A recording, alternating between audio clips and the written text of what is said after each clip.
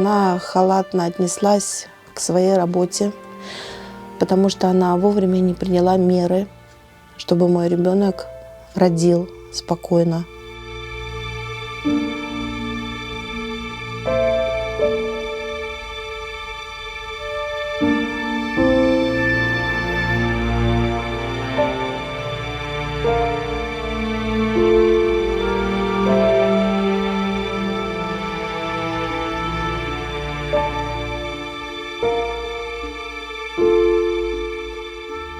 «9 февраля произошел в роддоме тоже такой же случай.